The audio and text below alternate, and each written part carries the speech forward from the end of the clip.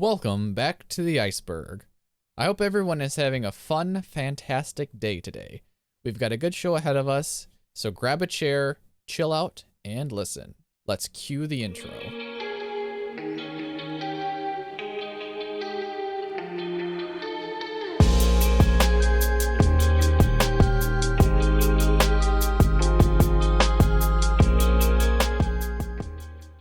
For those of you who are avid video game players and have played any of the Battlefield franchise before, you are probably already aware of DICE's new and upcoming game, Battlefield 2042. And for those of you not quite familiar with what's in the works, there's going to be another Battlefield. DICE has already released a trailer of game engine footage 2 or 3 weeks ago at the time of this recording, as well as an in-game footage trailer which released on June 3rd. And I should also mention that they have an additional trailer scheduled for July 22nd. However, they haven't given any specifics to as what will be showcased, but my hope is that they will continue with in-game footage and possibly hint at a campaign.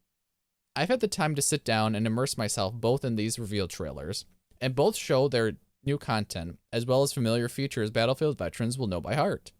Now, before we dive too deep into my thoughts and opinions about Battlefield 2042, I like to share my thoughts of previous releases I've played. The very first Battlefield that introduced me to the franchise was Battlefield 4. The game had a very modern look and feel to it, and played very well, in my opinion.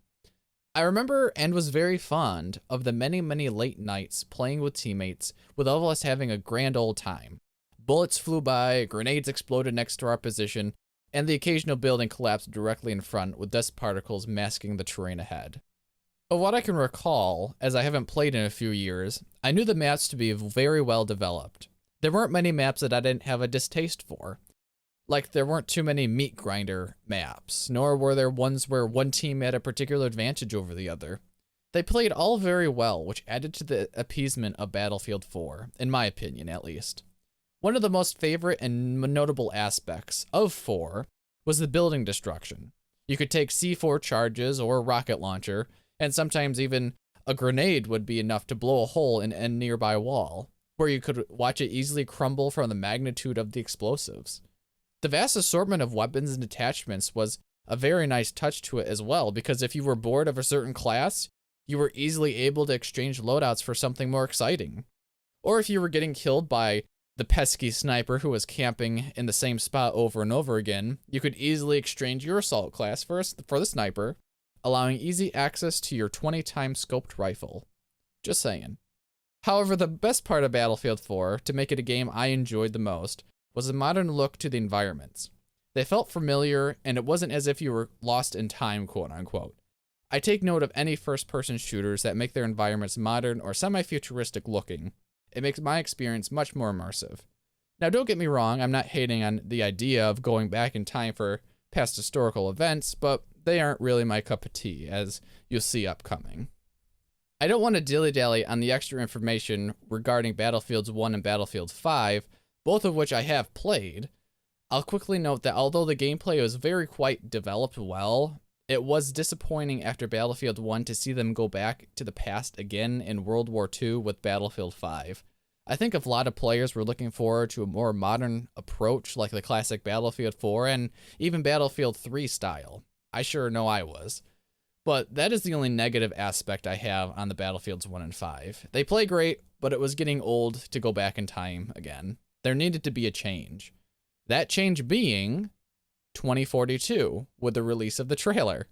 When I first watched the trailer, I was very excited to see that DICE had finally taken the approach to modern times.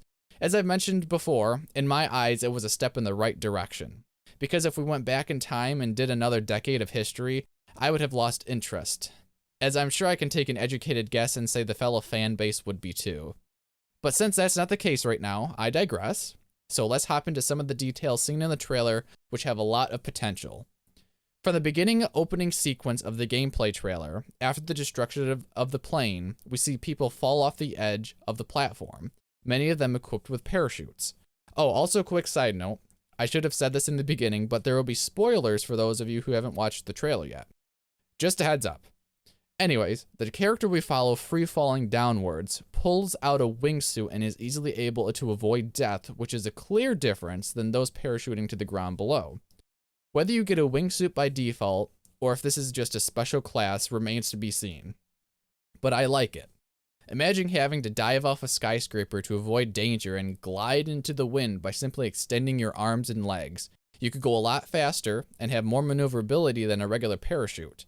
Compared to the wingsuit, parachutes now seem very clunky. Sure, they prevent broken bones, but parachutes aren't very maneuverable whilst in the air. It's simply a linear downward motion. But the wingsuit can give you the speed to reach the ground quickly and avoid obstacles mid-air. This is the first piece of equipment showcase that I can't wait to get my hands on.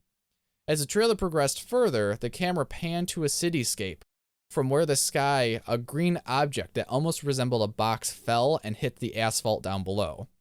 Just as quickly as it hit the ground, the box shifted into a dog-like robot, where it had a weapon barrel as its snout. This is a cool yet terrifying picture. Now picture yourself seeing this robot mutt barreling down at you, where no matter how many bullets you lodge into its metal plating, it keeps coming.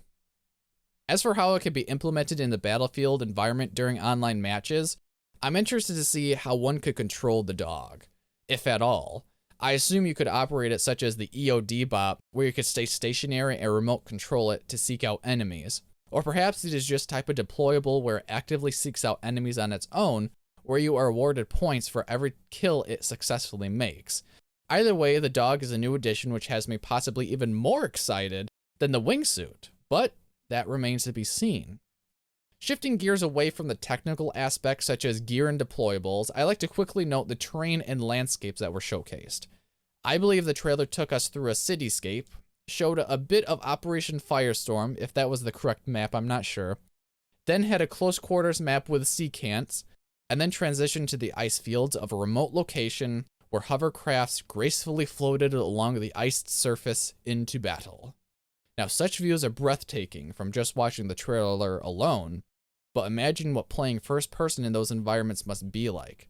Personally, when I saw the ice lake and glaciers landscape, I felt very giddy because I love any kind of snow or ice map in any kind of game. Even when I was playing survival games like 7 Days, I would always try and seek out the snow biomes to build in.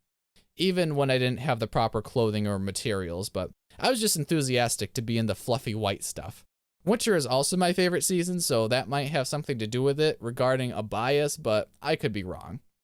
Anyways, let's move on to the more exciting features near the end of the gameplay trailer that we saw. Before the trailer actually ends, we are reunited with the cityscape we opened with.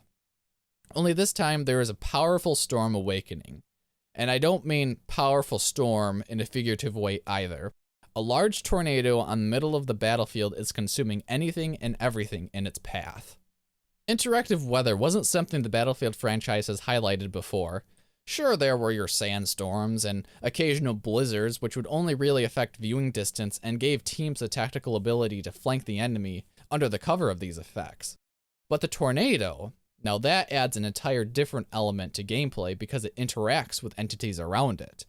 Within the gameplay trailer for 2042, people, along with vehicles, were swept away and put into an almost endless vortex.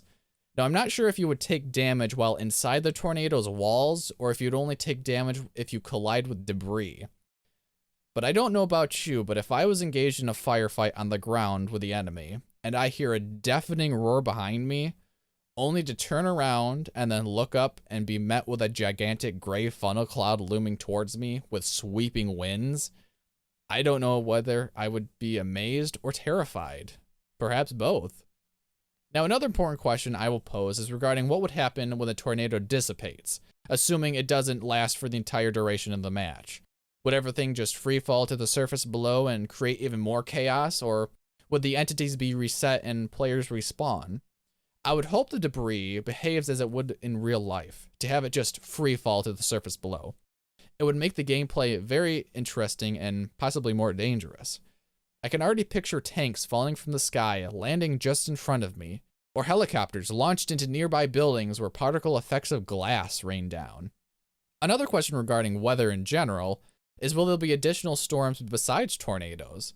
I was thinking it could be interesting to have a hurricane start to develop, like on an island map at the start of the round, and then grow in size as the match duration increases. Or what about an earthquake of some sort, where the terrain just disappears from underneath your feet at a moment's notice? Or volcanoes? I mean, the possibilities are endless with the introduction to weather. I'm not sure how difficult it would be to develop all the major storms, but seeing the tornado did spark a lot of interest in what DICE is capable of doing. I guess we'll just have to wait and see when the next trailer releases to see what's in it. All in all, both trailers for Battlefield 2042 thus far have been lifting for someone as myself who enjoys the Battlefield franchise. After seeing what DICE has been working on, my hopes and aspirations for Battlefield being an enjoyable game have finally been uplifted. After such a long time for fans requesting a return to modern combat, they have been answered. I would like to know your guys' thoughts and comments about the new and upcoming Battlefield 2042. Are you a new and upcoming player, or a veteran as mentioned before? Have you seen the trailer yet, and what are you hopeful for? Or is there something that DICE added that you don't agree with? Feel free to comment down below. I'd be happy to know what everybody's thinking. And as always, if you enjoyed today's podcast, hit the like button down below and consider subscribing to the channel for future podcasts. You can always find the link to my social media and my Discord in the description box down below as well. I can't wait till the next Battlefield trailer and to see what next topic I come up with for Penguin Podcasts. Stay safe and stay frosty out there, my fellow penguins.